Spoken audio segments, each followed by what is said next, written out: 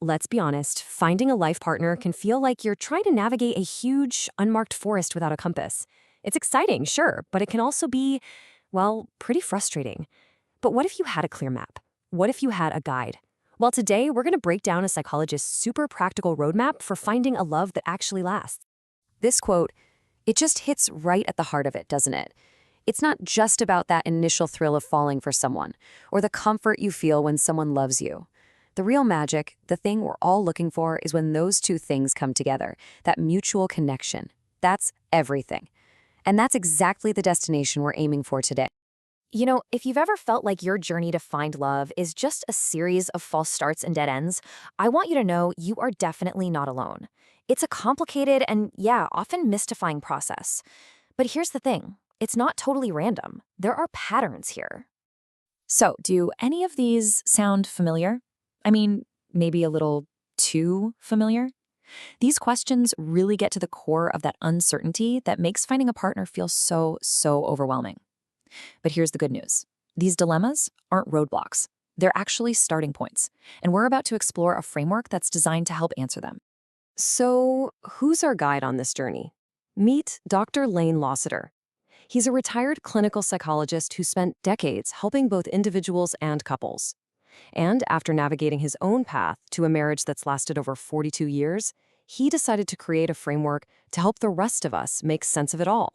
Okay, so here's the absolute key insight from Dr. Lasater. Love isn't just about random luck or fate. Underneath every date, every conversation, every relationship, there are these powerful, invisible dynamics at play. The secret to success isn't just crossing your fingers and hoping for the best, it's learning how to actually see these patterns and work with them. Let this one sink in, because it's a total game changer. This simple idea shifts everything. We're moving away from this passive idea of just waiting for your soulmate to magically appear. Instead, it's about actively, consciously developing the self-awareness and the skills you need to build a relationship you really truly want. So where on earth do you start? Well, the first step is actually to look back. Yep, backwards. Because to figure out where we're going in our love lives, we first have to get a really clear picture of where we've come from. It's all about uncovering your personal relationship blueprint. This is such a powerful truth. Whether we realize it or not, and a lot of the time we don't, our family was our very first classroom for love. The way we saw relationships play out growing up, that shaped everything. Our expectations, the strategies we use, and even the blind spots we carry with us into our own partnerships. So what this means is that we all have a default set of habits that we learned automatically. The real work, and honestly, the real opportunity, is to consciously put them on the table and examine them. We have to figure out what's working, what we need to unlearn, and what brand new skills we need to develop to create a genuinely healthy partnership. I love this analogy from Dr. Lasater. It's just perfect. Doing that self-reflection work up front, yeah, it can feel tough. But ignoring it, well, that pretty much guarantees you're going to pay for it later, and with a whole lot more emotional interest. Okay, so once we've looked back at our past, how do we actually move forward? This is where Dr. Lasater gives us the heart of the roadmap. 10 clear, actionable principles that can guide us on the journey. 10. That's it. Suddenly this huge, mystifying process starts to feel manageable, right?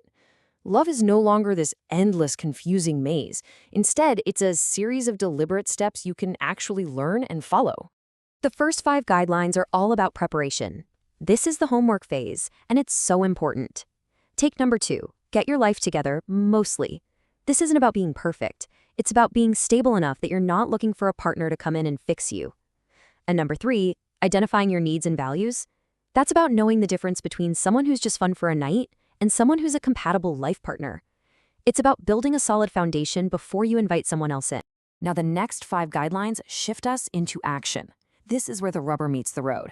I love number 6, treating dating like field research. You're gathering data, not just catching feelings. And number 7, know when to say goodbye. That's such a critical skill. Staying in the wrong relationship just costs you time and energy.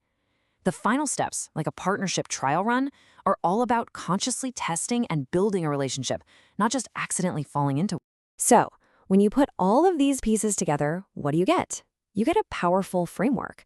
And this isn't just theory, it's a practical set of tools to help you navigate your search for love with real purpose and confidence.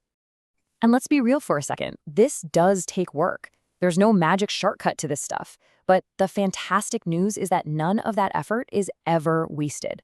Every little bit of self-reflection, every single step you take using these guidelines, it's all progress. You're always moving forward.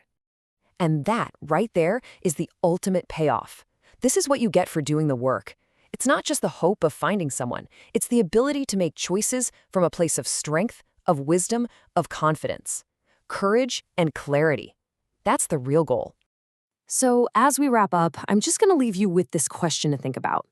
Looking back at those 10 guidelines we just went through, which one really speaks to you? Which one feels like it's for you right now? Because answering that question, well, that's the first step on your own intentional journey to finding a partner.